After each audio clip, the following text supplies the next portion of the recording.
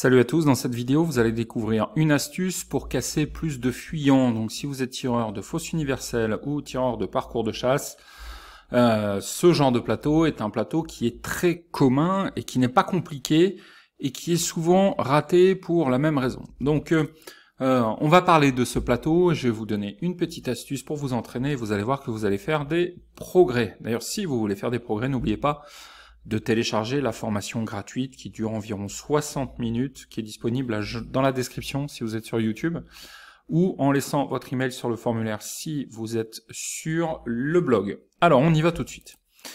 Le fuyant, donc c'est un plateau classique, si le poste de tir est ici, vous allez avoir un plateau qui va partir soit très légèrement à droite, soit très légèrement à gauche, et parfois même tout droit, ok? Donc c'est le plateau ultra classique de DTL, c'est le plateau ultra classique que vous allez retrouver en parcours, vous allez le retrouver dans toutes les disciplines de fosse, etc., etc. Donc sans même ici parler vraiment de technique de tir, je voulais vous parler d'un souci en fait qui est une espèce de suranticipation. Le problème du fuyant, c'est que c'est un plateau sur lequel on a parmi le moins de temps. Okay. Comme la distance augmente assez vite, vu que le plateau sort à 20 mètres secondes, et même s'il y a des frottements de l'air qui fait que le plateau quand même ralentit assez vite, c'est le plateau sur lequel il faut quand même se dépêcher. On a bien plus, si vous voulez, de temps sur un rentrant ou sur un traversard, évidemment. Si vous avez un traversard, vous avez quelque chose qui fait ça devant vous. Évidemment, vous avez le temps de bien anticiper, de bien définir votre point de casse et d'essayer de maintenir l'avance pour le casser. De la même chose, de la même manière, si vous avez un plateau qui vient vers vous, donc si vous êtes positionné ici, voilà, avec le fusil, et que le plateau vient vers vous, vous avez là encore le temps d'anticiper les choses. Sur un fuyant, c'est pas le cas, et on a souvent peur de le rater parce que il s'éloigne tellement vite qu'on se dit oula, mais dans 3 secondes, il est à plus de 40 mètres de moi, qu'est-ce que je vais faire, quoi? J'ai pas le temps d'attendre. Ça crée un souci qui est un souci de suranticipation. Et l'astuce qui fonctionne bien, que je vous propose d'essayer, c'est tout simplement de tirer avec une autre personne, et que l'autre personne active le lanceur, mais sans demande de votre part, sans dire pull, ok?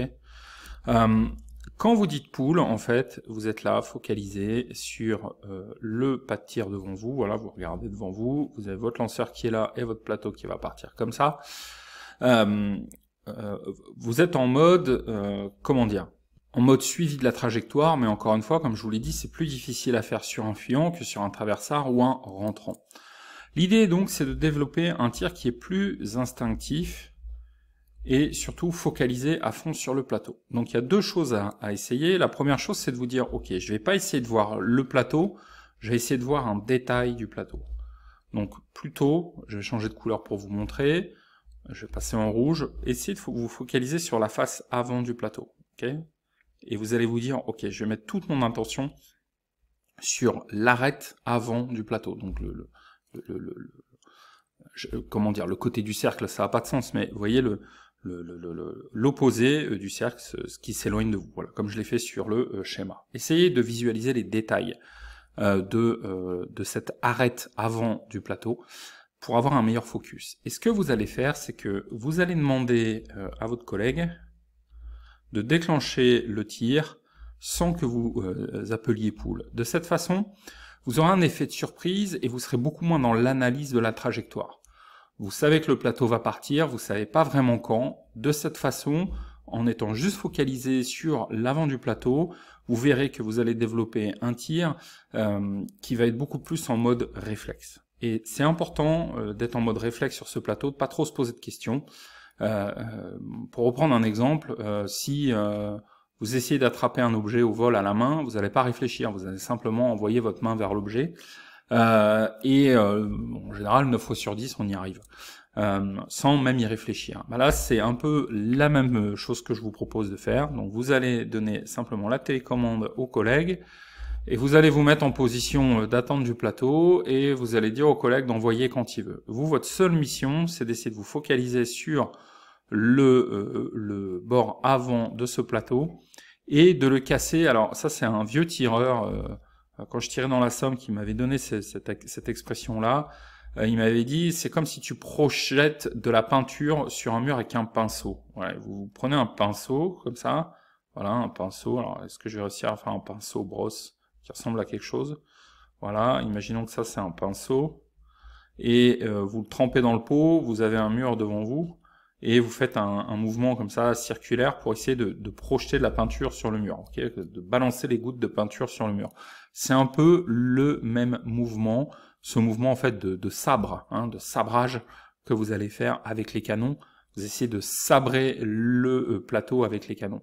Faites-le en mode instinctif, sans appeler poule. Laissez le pouleur déclencher la machine au moment où il le souhaite. Vous dites simplement, ok, je me focalise le regard sur la face avant de ce plateau, je le quitte pas des yeux et je le tire comme si j'avais un pinceau plein de peinture et que j'essaie de projeter des gouttes sur un mur. Voilà. Vous verrez qu'en faisant de cette façon, le tir de fuyant vous posera beaucoup moins de soucis.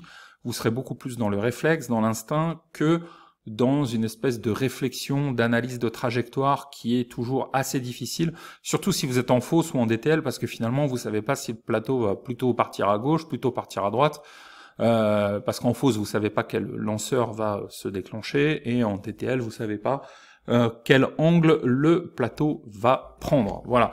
Donc de cette façon, vous allez améliorer votre tir instinctif et votre tir réflexe. J'espère que cette petite astuce vous aura été utile. Je vous rappelle que vous avez la formation de 60 minutes, les 3 secrets du tir, qui est gratuite. Cliquez sur le lien si vous êtes sur YouTube, ou alors utilisez le formulaire si vous êtes sur le blog. Merci et à très vite.